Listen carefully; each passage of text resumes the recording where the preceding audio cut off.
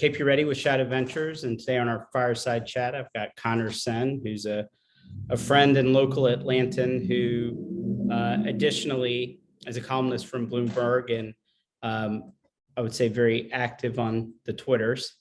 So get a lot of good economic data. So we thought it would be great to kick off 2022 just to have some kind of conversations about what you're seeing data wise and how you're thinking about the world. But to kick off, like maybe give everybody a little bit of background so they can get some context about kind of where you've been and where you're going.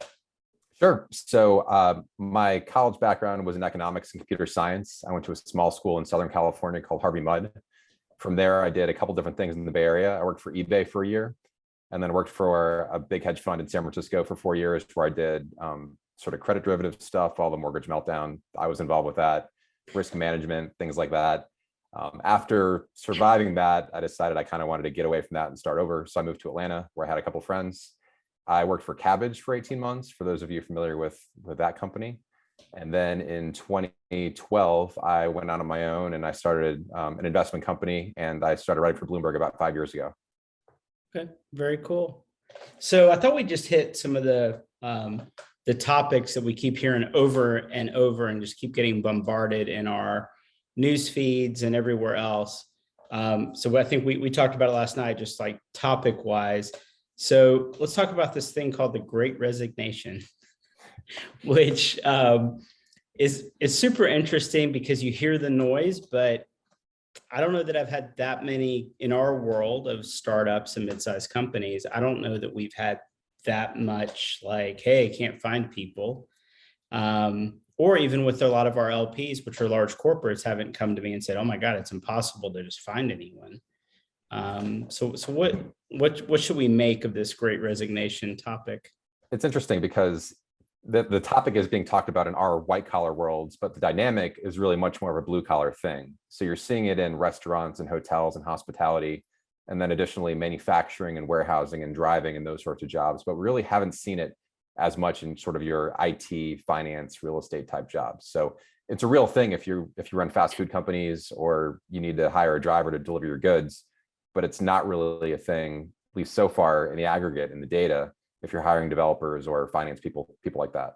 I mean, that job market's already been habitually tight, right? Yeah, exactly. Developers.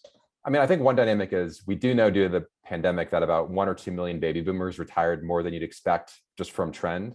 And so that is a lot of seats and people in their 50s and 60s that need to be filled. And so maybe they're not being filled by 30-year-olds, but it's like if you hire a 45-year-old to take the C-suite job, then you hire a 35-year-old to take his job, and so on and so forth. And so there's a lot of backfilling that's going on right now, I think. Do you think like I've talked to several CEOs. I talked to probably a dozen CEOs at the end of the year, and they were talking about bonuses and comp plans for next year. And so many of them were saying, hey, I'm going to do a spot bonus because I can't take away a raise. Right. And I'm not sure that where we're at is really a sustainable thing, that if I give someone a 15% raise for next year, that I'm not going to be looking at 2023 saying, hey, I'm out of whack on my comp, so I'm just going to do a spot bonus for the year. I mean, when we talk about the Great Resignation and wage increases, it seems like the executives that have been through lots of cycles are being super pragmatic, and they're saying, look, I'm not going to let people leave. I'm going to spot bonus them. And I think even Apple announced something that they've never done has been hiring bonuses. So one sort of way to connect back to that resignation idea is that in an industry like if you're running fast food or a hotel or things like that, your line cooks and the people who take out the trash, they're getting huge raises because that minimum wage that's really being in the market is closer to $15 an hour.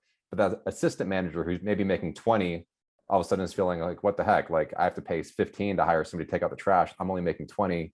And so I think this year is going to be catching those people up. And so maybe in white collar firms, you have the same idea where your entry level hires are getting pretty big raises. And now the management's saying, wait, like it's my turn. Yeah. And so I think to your point, it's will spot raises do the trick, or spot bonuses, is it raises? And I think that's a question for management heading into this year.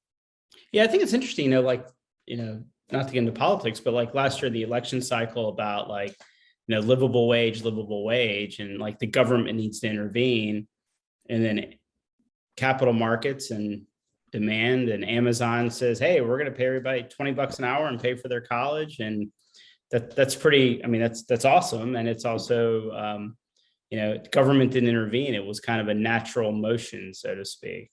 Yeah, I mean, back in April or so, there was talk about Joe Manchin, the senator from West Virginia, maybe getting on board with $11 an hour for a national minimum wage, and that got dropped. And now it's like, I think if you're not paying 11, you're just not doing a very good. You're probably running a bad business. Yeah. And that you don't, even on Twitter, where people are always talking about overthrowing capitalism, you don't really hear much about raising the minimum wage anymore. It's sort of understood that that's not really an issue in this labor market, at least for the time being. Yeah, I'm gonna kind of take some questions as people pop in, because it's, people are generally pretty shy. So when they actually ask a question, I'm like, okay, let's not put them off. So one of the things is the whole work from home, which I think for the white collar world, it's like finally everybody gets it. It's not new news. But what about like the whole idea of remote and getting back to the office? And I think we've talked about it. I spend half my time up in Asheville, North Carolina, and I keep running into people from New York and Chicago that have moved there. And they're like, look, I'm making Chicago wages living in Asheville. This is a pretty good deal. And nobody's asked me to give any money back. So, because I think when it, back to wages, right? A lot of it for white collars, like what do I have left? Maybe I didn't get a raise, but like I have more disposable income because I'm living in a cheaper market. Yeah. So something interesting was I wrote a column or two about this last summer, and then Bloomberg HR reached out to me to, because they're actually trying to hire and they just wanted to know what I thought. And they said that they didn't really have a firm policy, Bloomberg LP, in terms of remote. And what they noticed is that they were losing people for remote jobs, and they were gaining people who maybe had a stricter sort of work schedule at their existing employer. And there's almost like a market being formed of, you might think like, well, this is our policy, but then you're going to gain or lose people as a function of that. And so I think that this is going to be much more of a market force dynamic at the end of the day, unless you're a Goldman Sachs or a really top tier employer where you can just do whatever you want. If you're just, you're running a company, you're ultimately, trying to hire in a competitive market. And if you can't offer people what somebody else will, they're going to go somewhere else. And I think there are a couple angles here in terms of, if you ran a company in 2019, you have a normal in mind of, all right, well, we have an office, this is how we did things. Should we be in the office 5 days a week or 2 days? You're trying to base off of what you had before. But if you're starting a company today, you're not anchored to anything. And so I think an interesting question is, the Facebook or Uber that's being started today, what is their work-life schedule going to be like? And, what's the next $100 billion company that's being built? What are they going to do? And I think that we just don't know yet. Yeah. And I think, one of the things everybody's talking about, return to the office and office leases. Well, not many people's leases have been up for renewal. There's a little bit, well, I have a lease, and I have furniture and I've got coffee machines, whatever, right? Conference rooms. We might as well try to go back in. But I think it'll be interesting to see the data on lease renewals, because all of a sudden, if I say, well, I'm going to cut back my space or not renew at all. And I think you could still, I don't think it's realistic, but you can kind of talk yourself into, we're not post-pandemic yet, in terms of like from a, office business dynamic of, well, we had Delta variant and then we had Omicron and we're winter. But by March or April, like we're really gonna be back to normal. And so even though that's now 2 years after the initial event, there's still, I think some people are holding out hope that, yeah, we'll get back there. It's just going to take a little longer than we thought. And I don't think it's going to happen. I think like your Class A, great amenity type office buildings and neighborhoods are going to do fine. But if you had kind of a marginal building in a marginal neighborhood, you probably need to do some work and haven't really acknowledged that yet. Yeah.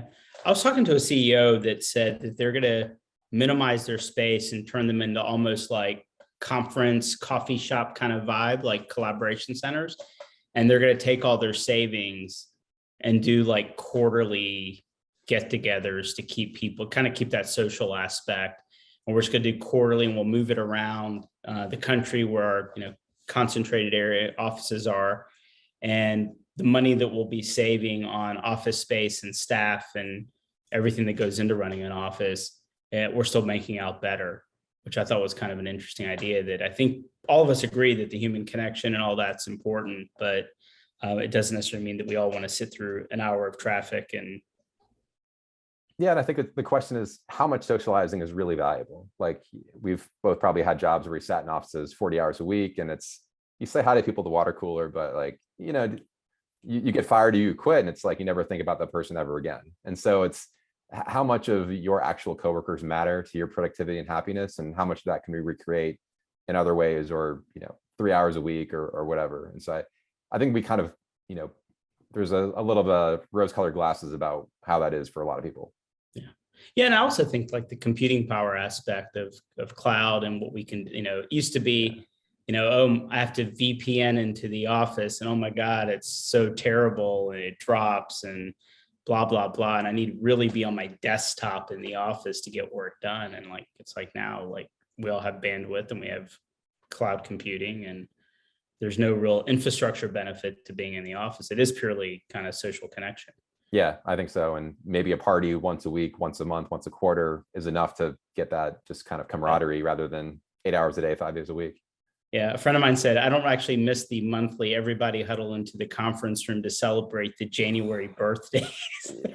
Those were kind of painful a lot of the times. Like, all right, yeah, John has a birthday. Who's John? Yeah, it's like, I just work with these people. I don't like them. Right. I don't dislike them, but I don't like, I am sympathetic if you're 25, like you probably are missing out on something, but at the end of the day, we haven't really, I mean, you and I are both have survived this labor force for 15 or 20 years. We've never really cared about young people. We might say we do, but we really don't.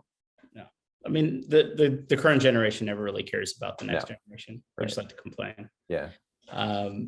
So what, back to like the remote work and work from, there was something I think you posted, or it was floating around, about the migration of household, like migration of people away from the coasts to everywhere else. And I forgot, you might know the number. Like I think Atlanta added, forgot how many residents.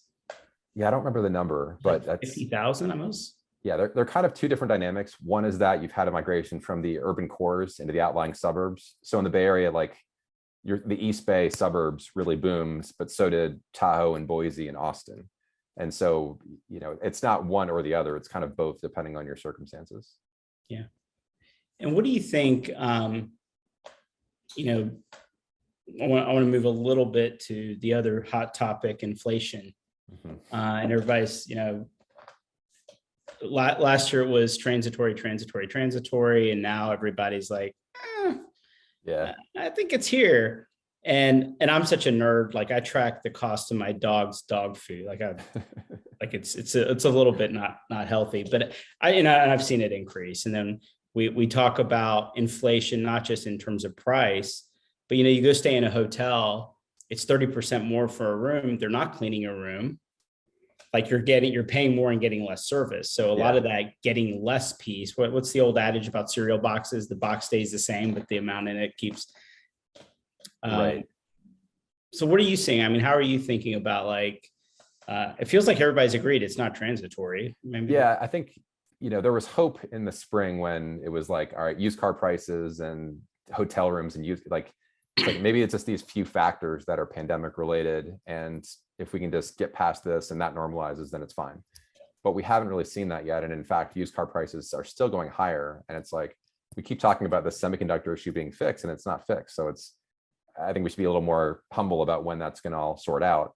I think the way they calculated inflation last year was say 6 to 7%. I think that's not realistic because again, there are these used car factors going on, but I think we're probably at a pace of more like 3 to 4 at least. And that probably cools off somewhat this year, but the 2 is the Fed's target. I don't think we're going to get to 2. But the other part of that is, like in the 2000s when gas prices were really high, $4 a gallon, that was inflationary. But in a way, it's like if you're spending more money on gas, you have less money to spend on everything else. And so if you said to me, if gas prices went to 0 tomorrow, like that's less inflation sort of, but then you'd also have more money to spend on everything else. And so to the extent that a lot of these weird pandemic supply bottlenecks get fixed, I think that could mean more money to spend on vacations and housing and things like that. So in the aggregate, I think it could be some more interesting shifts this year. And it's not just about lower inflation. It's like, all right, we can spend more on the things we want to spend more on and not just this thing we can't get on a boat from China. Yeah, and I do think I can only talk about my own personal buying behavior. I've been trying to buy a sofa for the last year and a half, Yeah. and because I can't get it fast enough, and like I can't. Oh, I'm going to order now, give you half the money, and I'll see it in 6 months. That's just not fulfilling enough. Like, I want it Also, next week, right? my sister works So for Wayfair, and so I've been talking to her about what she's been seeing, and it's, I mean, the freight issue is huge for them because a lot of times furniture is very big and bulky, but not that expensive, and it might cost more to ship it from China to the US than they would typically sell it for. Mhm. And that just means like either you have to massively raise the price or you just don't sell the item because it doesn't make sense for you. Yeah. And in my case, it's like, I'd rather just not have it than, I'd Yeah, rather not right. spend the money than wait 6 months. Like, that's insane, or Yeah. whatever. We were looking at a new front door and we were given like 6 months to get it. It's like, no, let's keep the door. It's fine. Right. Right. Inflation doesn't affect you if you don't actually spend any money. Yeah, but I mean, it is kind of deferred consumption in a way because maybe you will buy that furniture if you can get it, and so Yeah. it's you buy it the latter half of this year. Yeah. So we got a couple Yeah, we more got a comment. questions. Yeah, comment questions. We'll talk about Web3 in a second. I'm already on Web4. I'm so gonna listen to you about that. Yeah. We actually had a really good talk last month with our friend Marty, who's kind of one of these Web3 NFT. He was part of the Yeah. Constitution DAO.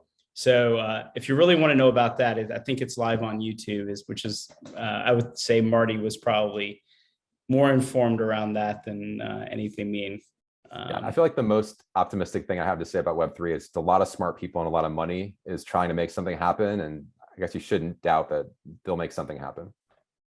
Yeah, and I think as a guy that did well during the .com and survived the .bomb, there is a cycling of this stuff that happens. There was Webvan, which maybe some people don't remember. It's like Webvan, and it was like crazy. I'm going to order groceries off my computer. I mean, this is insane. Right. And it blew up. And then, the near-term conclusion was, oh, grocery delivery will never work.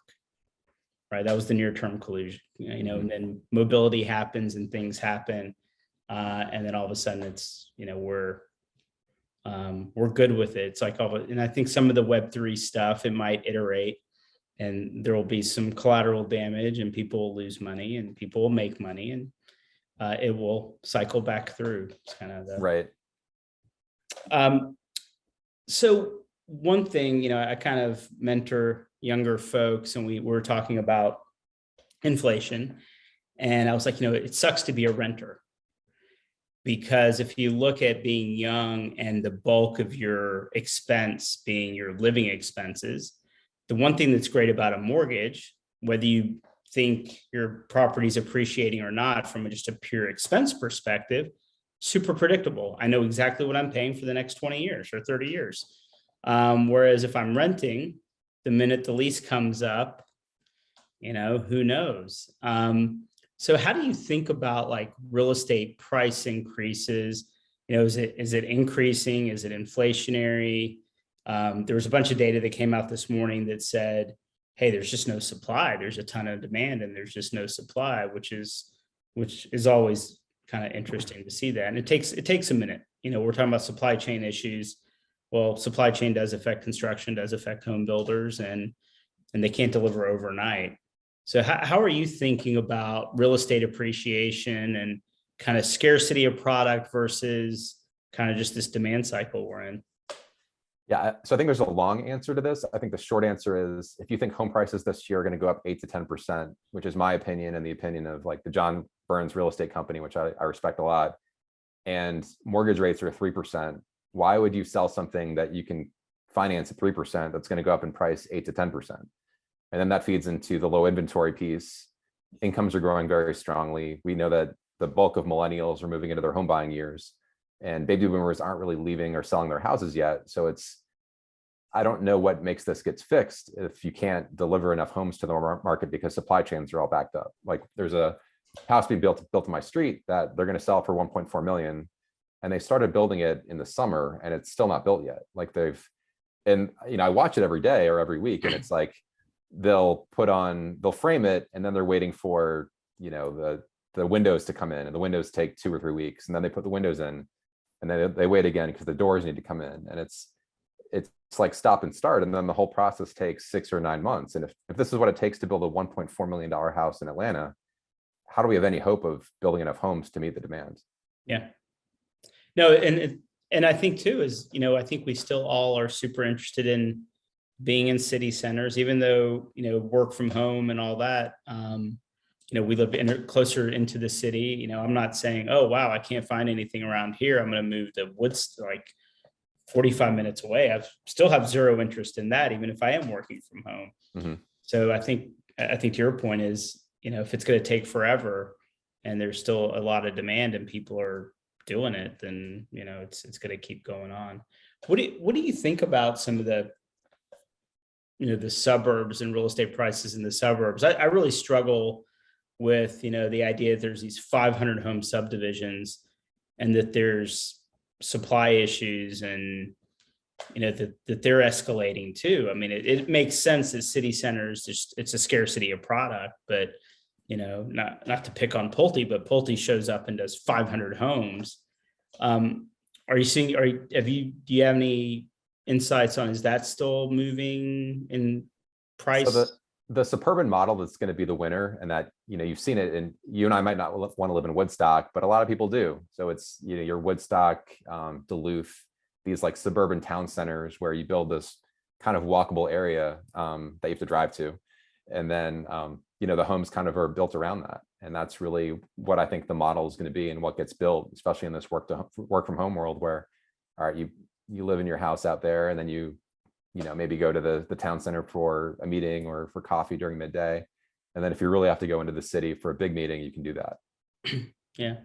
So our friend Trolls Adrian, formerly Atlanta, and then I think it was in Portland, and now we're Sacramento, I think. Yeah. See, Trolls, we're tracking you. We know where you're at.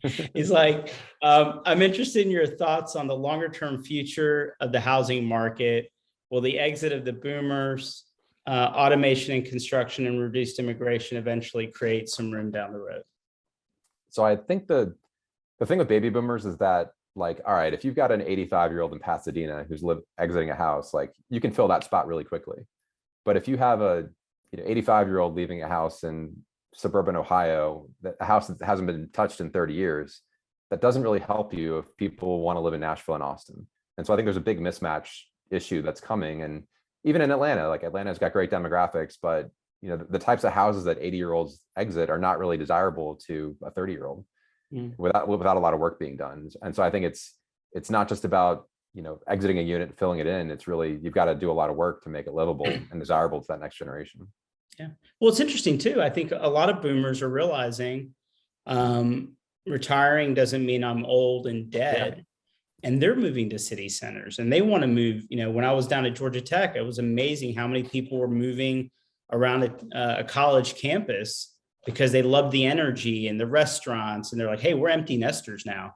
I don't want a yard. I love the idea of an elevator. I love the idea of, shared resources and going out to eat every night. So it seems like some of the boomers don't even want the houses. Yeah. And I wonder, for so long, you've had the Florida, Arizona retirement home community, and it's that works for a certain kind of buyer, but for your, maybe, your younger or the next generation that's better educated and has different lifestyle preferences, they might not want to go to the villages. And so they're trying to create a more, maybe it's an Asheville type model, but maybe not in Nashville, North Carolina. To your point, like, you kind of sprinkle it in here and there throughout metro areas, and it's not just everyone go to Florida. Yeah. It is also interesting. One thing I think, I don't know if it's been talked about, or I haven't seen a ton of data focused on it, the idea of the second home. I bought mine in the middle of the pandemic. I always said I would never have a second home because I travel so much. I would never get to it. I didn't want a second set of garbage cans to deal with. I didn't want to deal with, just the maintenance of two properties. It was just a pain. And I wanted variability in where I, hang out. And I went out and, the thing that I said I'd never do, I went out and did. And I've had a lot of friends go off and, buy that second home, which pulls from inventory again. Yeah. Something I've been thinking about is that when your generation, and you're like a half generation ahead of me, was my age, like, the Great Recession had just happened. a lot of people were pretty, their 401ks had gotten decimated, their home equity was gone, and they were just trying to keep their job and rebuild their home equity. And so there wasn't a lot of demand for, an additional home or that sort of thing, especially after what had happened.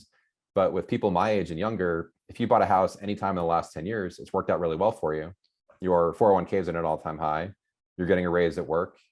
And so you're 40 and you're looking around and saying, I've got quite a bit of money, and mortgage rates are still really low. So I think people are in much more of an attitude to buy that second property, spend more money on experiences, because they're just flush with cash in a way they didn't expect they'd be 10 years ago. Yeah. I mean, we've seen it in our venture firm. The number of first time I've never invested in a venture fund conversations we're having and are at a high, because people are saying, hey, I feel like I'm pretty deep in the market. I bought some Bitcoin because someone told me to buy some Bitcoin, and I maybe bought an NFT, and I'm thinking about another, but there's still cash left over, right? It's like, and I still have cash, and I'm not going to put it in the bank account. Like there's just, and which is a good segue. I mean, I think into the rising interest rate environment, right? I mean, even if we have rising rates, it's not happening overnight. Like I'm still not going to get a lot of yield out of my money market anytime soon. Yeah, like markets right now don't expect interest rates to go over 2%. And you could say they're wrong, but like we've been doing this for decades of like, all right, rates are going to go up, and they really haven't. And I think they could go above 2%, but it's going to require a lot more inflation than the people who follow markets all day long currently expect. And I think above, say, 3%, you'd really start to hit housing. And so I don't think that should be your base case. It could happen, but we've just been doing, for 40 years, people have been calling this, and we saw last year we had massive inflation and interest rates are still below 2%. So it's, right. I think to your point, like people are going to put their money in other things rather than just waiting on interest rates to go up.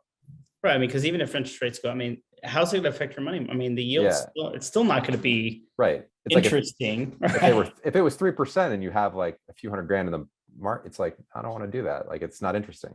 Right. Have you done much in blockchain? I mean, in Bitcoin or? No, I mean, because I manage money for clients, I was always like, I don't want to break the seal. And then it's like, if regulators come in, then I'm a crypto guy, and I'm like, I'm just going to stay out of that. Like I said, it's my Web3 ideas. A lot of smart people are putting a lot of money into this, and I should respect that, but I'm still waiting for it to be relevant to what I do every day, which I'm not dismissive, but it hasn't been relevant to my day-to-day yet. Yeah. No, I think at the end of the day, like same argument with NFTs. However you want to look at NFTs, whether you think it's the equivalent of a Pokemon card, which has, it's a piece of cardboard, has no real value either, or right. a Beanie Baby, right? It has no actual value, but they trade. If there's someone willing to pay more for something you own, and you can actually own it, which I think is the whole point of NFTs, is that it's a digital, that you own it, so to speak. Who am I to? My kids are into collecting shoes, and I don't get it. I'm like, why won't you wear the shoes? And they're like, what that? It's like, I don't wear them.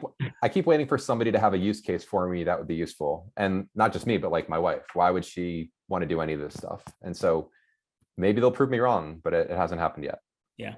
I do think, I mean, and we talked last month with Marty about, I'm bullish because I think for the creator economy to create something and keep getting paid, and not having to wait till you die for your creations to be worth something.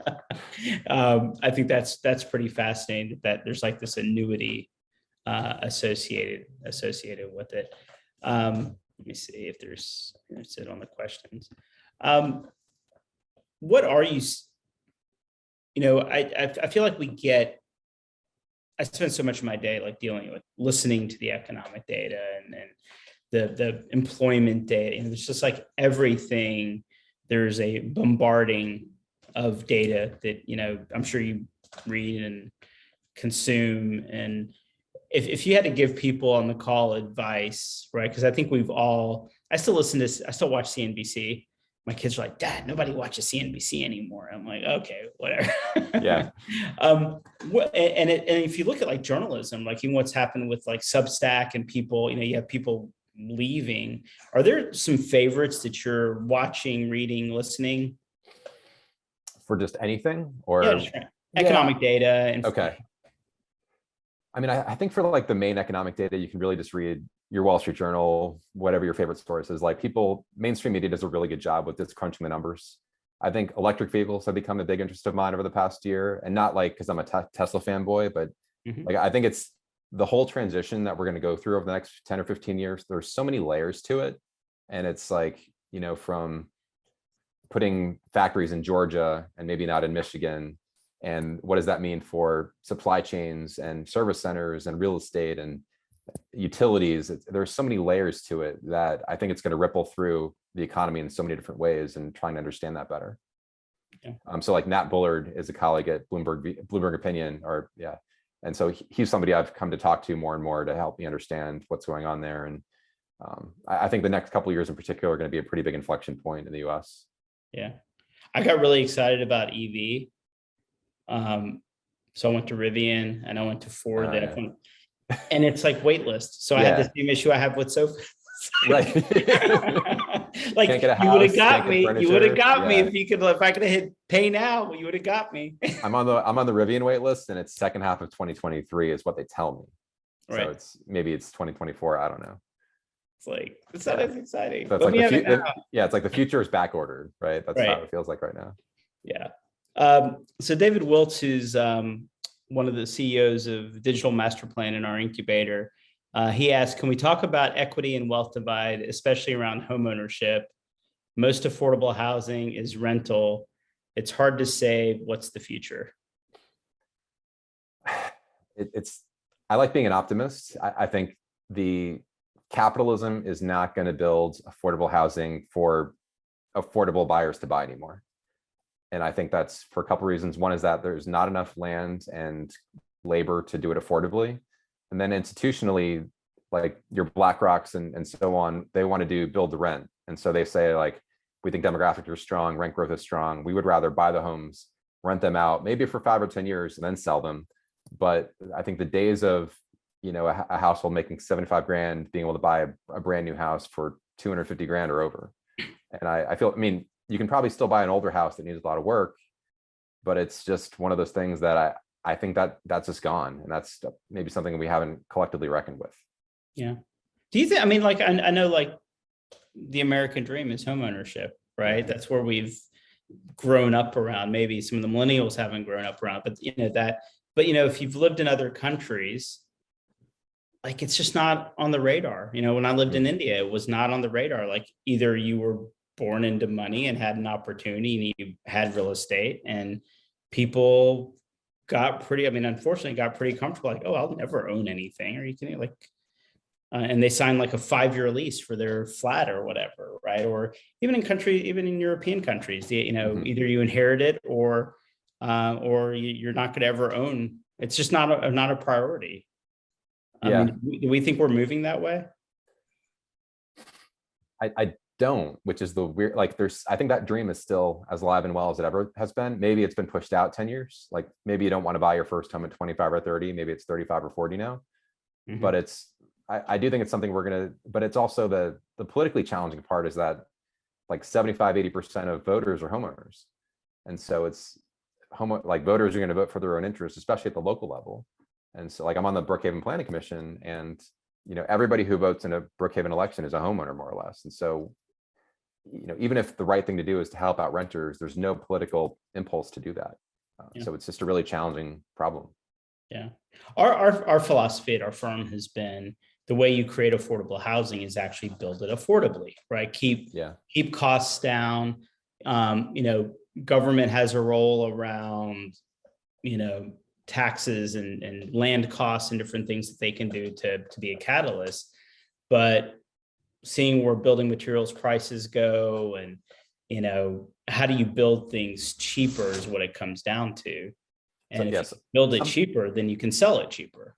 Something that I don't think people appreciate outside of the industry is the change in the housing industry since the Great Recession, where you've had so much consolidation throughout the supply chain. So whether it's lumber, windows, paint, you name it, the home builders, there are fewer and fewer people producing them, and they carry less inventory.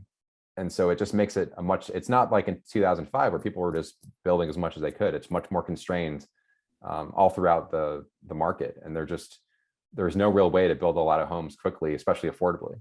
Yeah. And I don't see that changing, because like, who's going to start a home builder these days? Yeah. No, it's a really hard business. And the labor, of course, situation's changed a ton with immigration and whatnot. Yeah. No, and we've seen a lot of startups focused on build to rent. And, which is interesting, if we think build to rent was something that was a necessity that kind of came out of the Great Recession, where there was just a ton of inventory and people were buying up houses and renting them. And now you have entire business models focused on, oh, we're going to go buy a bunch of properties, or we're going to develop a brand new subdivision. Right. And it's going to be build to rent. And we're seeing a ton of private equity going into that space. And, I don't see how they're just taking up all the supply and pushing up the prices. So yeah, my guess is in the markets with good demographics, in sort of let's say you're under $400,000 price point, probably like 30%, if not more, of activity will be build to rent going forward. They're just going to say, let's pick these metro areas which we like. Let's pick this price point. We're going to just gobble up all that supply, and we'll even go to the builders directly and say, don't even bother selling them. Build the community that we want, and we'll give you money for it. Yeah. So there's no way for an individual home buyer to do anything about that. No, it is interesting. I mean, we see it in VC. Capital is such a weapon, right? Just having lots of capital, like a Blackstone, or in our world, a Tiger Global shows up and just gives them a one pager in 3 hours, and doesn't really care. And it's like, how do you even compete with that? Well, and even if you're a home, like we went to Disney World in May, and one of my wife's college friends or high school friends is in real estate. And she said, if you need a mortgage, you're at a competitive disadvantage in this market. And so it's like, forget the down payment. It's like, unless you can pay cash, you're just out of luck if you need to buy a home for $300,000. Yeah, no, it's, yeah, I went through that with my cabin. It was just like, you need a mortgage, then you're not going to get anything. Like the minute something goes on the market, you're not going to get it. You're competing with New York and Miami and Chicago. You better be willing to close in 14 days and have funds ready. All cash, right? All cash, yeah. So that's pretty interesting. What I know one of the things that we kind of bounce around on Twitter is some of the urban dynamics of whether it's back to David's thing about about equity and the continued disparity, but Atlanta is a good example of like gentrification, and people are now. I read something a long time ago that said a good community is one where the people that work there can actually afford to live there. So the person bussing tables doesn't have to drive from so far. And I think the dynamic we're having in Atlanta is really not too different than any other city in America. I mean, I think we're both in Atlanta, so we're like, oh my gosh, crime is up. Oh my God, And then you talk to your friends in Chicago, like, oh my gosh, crime is up. It's not necessarily unique. How do we see some of that? I mean, do you have an opinion on how some of that starts to pan out, and how that starts to factor into like the need for mass transit, especially cities like Atlanta that have been slow to adopt? Yeah, it's a different conversation now, I think, than it was 2 years ago, because transit ridership throughout the country is down so much. Like the New York City subway is still 40% of pre-pandemic demand. And so I think I doubt it, and this is gonna make me unpopular, I don't think heavy rail is gonna really be built anywhere in the country going forward. So it's really about what can you do with buses, maybe passenger commuter rail type stuff. But I think maybe MARTA gets one Gwinnett station as a terminal, but people who are hoping that we just build rail everywhere, I think are going to be pretty disappointed. Yeah. But I think it's, especially with remote work, it's like, all right, it used to be, well, you build MARTA out to Gwinnett, and then you can take MARTA in 5 days a week. And now it's like, I'll just work remotely and come in at 11 a.m. twice a week. So it's sort of, we're going to change culture rather than building infrastructure. Yeah. I think we're going to start wrapping up. So if anyone has questions, go ahead and shoot them now while we start to wrap up. One of the things that came up the other day was around like gig economy stuff, this idea that And I would say the few people I've talked to, they're the second income. They either got laid off, quit their job, hated their boss. Their boss was like, no, I can't have you be remote. I need to see what you're doing. Like, which creates all these like trust questions, right? But like, I'm just going to work when I want to. I'm going to drive for Uber, do Instacart, whatever, and make a good living. And work is just a means to make money. Like, I'm not looking for a career path. And I just wonder, like, what happens 5 years from now when you decide you want a career. And the person I talked to was like a loan officer at a bank, and her boss basically said, no, you got to be in the office. Like, you got to be here and work on loans. And she's like, I'm out. And now she's part-time Instacart, whatever. Whenever she needs money, she flips on DoorDash whenever she needs money. And, so my question was just like, what are you going to do when, is this like you're giving up your career? Right. And like, yeah, I think it's sort of, will this labor market that, to you and I is very unusual, will this be kind of a new normal? Will it actually be easy to get a job? Like, I vaguely remember stories in the 90s of it being easy for a few years, and it hasn't been for 20. And so I think it's easy. I think I could see it for like the gig economy path of like, maybe this should be the way it works. Maybe it should be you just turn on DoorDash and you can make money whenever you want. But yeah, for your traditional career path, white collar, if you step out of that, is stepping back in easy. And I guess to some extent, it's like, will the labor market still be pretty tight? Yeah. Yeah, I think it's just wild because I feel like you're basically saying I'm opting, because 5 years from now, after you've been gigging, doing the gig economy, you're not going to go back to the bank. Like, you're going to be unemployable, maybe, right? I don't know. Right. Yeah. So David asked this question, ton of dry powder in both VC and PE. How will this change the game? Which I think is a general liquidity. We can keep talking about. There's so much. Yeah. I feel like I've always heard that throughout my career. So I don't know if that's any different. I mean, outside of the 2008 recession, which that's not going to happen. I mean, it's sort of like if people who are working remember a crisis, we're not going to repeat that crisis. So I think like, even for you and I, like, it's not going to happen again in our career. So it's like, there's no point. But ever since then, you've had these quick, sharp crashes. Like in 2018, there was a quick one in Q4 of the pandemic, but it happened so quickly that there's not enough time for your big sleepy piles of cash to really deploy it. And so maybe that means that we won't have that kind of deep recession that people can put a lot of money to work in and make a lot of money. But that there's a lot of money on the sidelines. We've been hearing it for 10 years, and maybe that's changed things, maybe it hasn't, but it just seems like it's just there. And I don't know what they do with it. Yeah, I mean, I do think there is a, in the world of VC, you look at valuations and a lot of that stuff, and you say, well, valuations are through the roof or whatever. We're much more fundamentalist in terms of we actually do math to come up with some concept of what a valuation is. But when you see tech companies, the public tech companies having a couple bad days, and people saying, how is XYZ trading at 70 times earnings, or I think Nick on my team posted something just now in the chat about just do whatever, the opposite, I think, of what Jim Cramer tells you on CNBC or something to that effect. Of course, Jim Cramer's on there saying, oh my gosh, like, if a company can't make money at tech, then why should, how are they getting these valuations? And that does trickle down because people do start to look at comps against what Salesforce and Microsoft. Yeah. Or if you're going to IPO and the IPO comps aren't good, then that impacts private valuations. And yeah. Well, and I think also, you like bringing up IPOs as well. I think, how many of the IPOs that happened last year are above their IPO price? Even briefly, like Rivian went below its IPO price today. So it's last year was definitely unusual with SPACs and the meme stocks, and that seems to have been unusual. But so I think we probably won't go back to those conditions, but it's probably still historically strong, even if we're not back to that.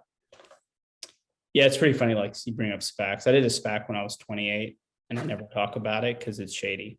Yeah. Well, I'm just, it's funny you say that because like I'm just now getting to the point where things I saw earlier in my career and are coming back. I'm like, wait, don't people remember that? And it's like, no, they don't, because they're 27 and they weren't there for it. It's like, oh, I'm getting old. All right. That's not cool. Of course, we have like last minute questions. Catherine, has a major correction come up for you guys in the real estate? I don't know. Is there, I think the question is, do we see a major bust in real estate in the stock market coming up? I don't think so. Oh, yeah. I mean, I think that, you know, our generation, like we saw the way the baby boomers ran the economy of like constantly letting these big crashes happen. And last year was like, we're not going to let happen anymore. So we just pump money at it.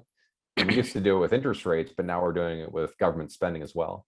And Yeah. I think if anything, the risk is the other side of, you know, people are like, oh, well, even if there's a recession, we'll just spend $3 trillion and plug the hole. So we don't really need to worry about anything. And it's the risk on the other side is probably what's growing. Yeah. Yeah. And I think within my friend group, it's always like sell your, book a profit and then do what?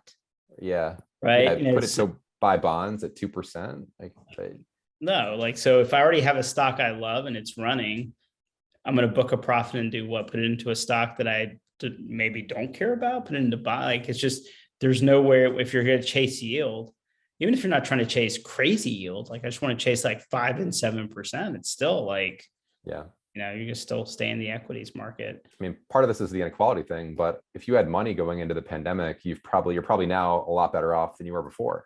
And so you're like, wow, I had a pandemic and I'm richer than I've ever been before. So what does that do to your psychology down the road?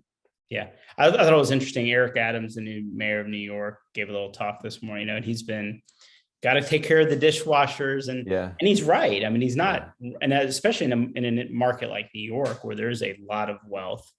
And you look at the Great Resignation, you look at all these narratives, and he's just saying like, you guys are missing this entire population that is still struggling, right, to pay their bills. And I think it's like 1 million people haven't been able to pay their rent, and that's still existing. And unfortunately,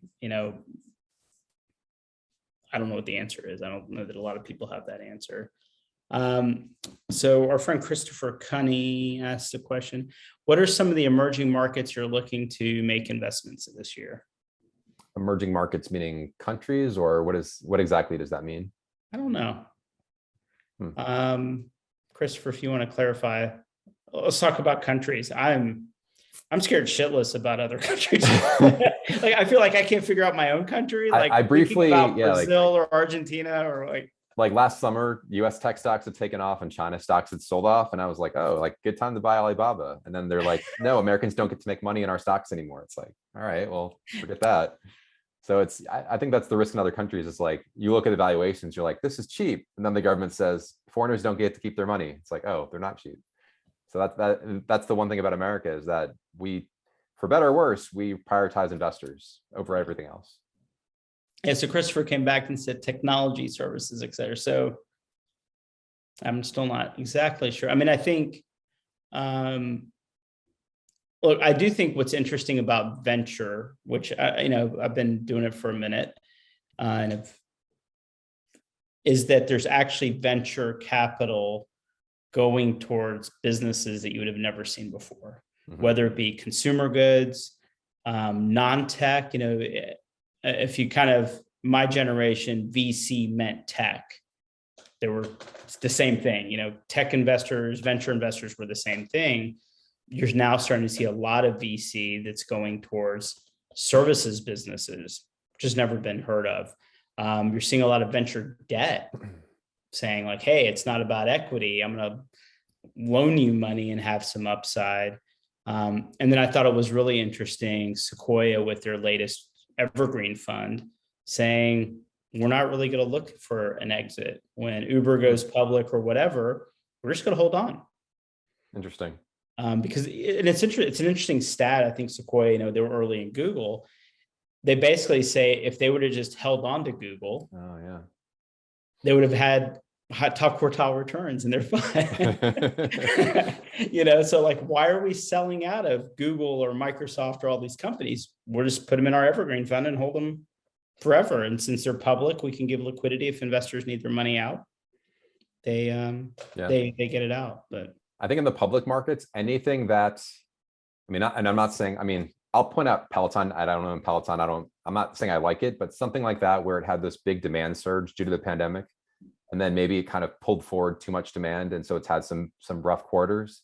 That sort of dynamic is interesting to me because people are looking at the past few rough quarters rather than like a 2-year trend where maybe it's fine. It just 2020 was too good and 2021 was bad. So that sort of dynamic is one worth looking at, I think, in public tech. Yeah. Yeah. I think a lot on the public side, I've been looking at kind of spread plays. Like, it's like, is Microsoft going to beat Google, or is just like pick two and kind of decide like one's going to do better than the other. Like let's play a spread and see what happens. But it definitely, and I do think, to your point, you've been through a couple cycles. I have. People just don't remember, that people's memories are just so short when it comes to this. And I remember during the .com, I'd be at dinner parties and everybody's like, oh, I'm up X%. It's like, yeah, you can throw a dart at the market and you're up X%, and then. And I think people, then what happened? People always hate whatever cycle you're in. And that's something I didn't appreciate early on. Like, because I came out of college in the mid 2000s, and then it was like, people hated the housing bubble. They were like subprime, and this, it's unsustainable. And then I remember like when LinkedIn went public in 2011, it's like, are we in another tech bubble? And that was like a big thing. It's like LinkedIn doubling in price on day one in 2011. And so, and then last year, it's like, why is the stock market going up when, New York City shut lockdown, quote unquote. And so people are just always negative, and you have to kind of try to make sense of what's going on and not buy into that negativity. Yeah, very cool. Yeah. I think that's a good spot to say goodbye. Thanks for being on, man. This is great. Yeah. You think we try to. We're in this interesting world of like our community is startups, angel investors, and then these big corporates. And as a real estate and construction, real estate industry has lots of data, and but some of our folks are in construction. I really try to do these in a way to give people a different, to not end up being myopic.